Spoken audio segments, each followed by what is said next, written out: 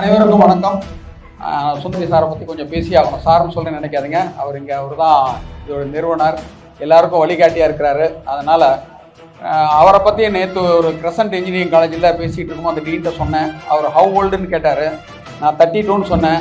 நான் வந்து எக்ஸ்பீரியன்ஸை கேட்கலப்பா, வயசை கேட்டேனாரு. ரெண்டும் ஒன்று தான் சார், அவர் வயசும் 32 தான், அனுபவமும் 32 இருக்கும் அப்படின்னு சொல்லிட்டு இவரோட சேர்ந்து இந்த இடத்துல சொல்லிக்க விரும்புகிறேன். ஒரு பெரிய யூனிவர்சிட்டியோட கோஆப்ரேட் பண்ணி ஒரு ப்ராஜெக்ட் பண்ணலான்ட்டு பேசியிருக்கோம். அவரை இன்றைக்கி வரவழைக்கலாம்னு பார்த்தோம். நேரம் காலம் அது இன்னொரு தடவை கூப்பிட்டு பண்ணிக்கலாம்.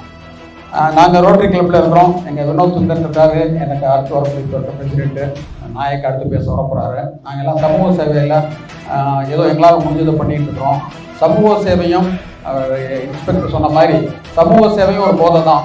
ஏன்னா அதுக்கு வழக்கெல்லாம் போட மாட்டாங்க, அது ஒரு போதை தான். நீங்கள் அது உள்ளே வந்து பாருங்கள். நீங்கள் அது வந்து இன்ட்ரெஸ்ட் எடுத்துட்டிங்கன்னா, இப்போ 4 நாளாக நாங்கள் பிளான் பண்ணிகிட்டே இருக்கோம். இந்த போகணுமே, கூப்பிட்ருக்காரு, ஏதாவது செய்யணுமே, அவர் மேடையில் நம்ம ஏதாவது சொல்லி அதை வந்து மக்களுக்கு சேர்க்கணுமேன்ட்டு.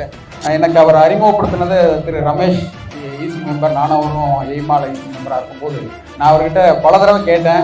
அது சில கோயிலில் சொல்லுவாங்க, இந்த கோயிலில் இருக்க சாமியை நீங்கள் நினச்சா பார்க்க முடியாது, அந்த சாமி நினைக்கணும்னு. அந்த மாதிரி நான் நிறைய தடவை அவர் அதை அப்படி தான் சொன்னார். நிறைய தடவை அவர் சந்திக்க முயற்படும் போதெல்லாம் அவரை லைனில் கிடைக்கல. அதுக்கப்புறம் நானே கிளம்பி வந்துட்டேன். அதுக்கப்புறம் தான் பார்க்க முடிஞ்சது. அதுலேருந்து எங்களுடைய பயணம் தொடர்ந்து இன்றைக்கி அவரோட கூட நின்று பண்ணுறதுல எனக்கு ரொம்ப சந்தோஷம். அவரை வந்து வலுக்கட்டாயமாக எங்களுடைய ரோட்டரி கிளப்பில் வந்து நான் இழுத்துட்டு போயின்னு சொல்லலாம், கொண்டு போய் மெம்பர் ஆக்கி வச்சுட்டேன். ஏன்னா எங்களுக்கு அவருடைய சேவை தேவை. அவருக்கும் நாங்கள் எங்களால் முடிஞ்சது பண்ணுவோம்.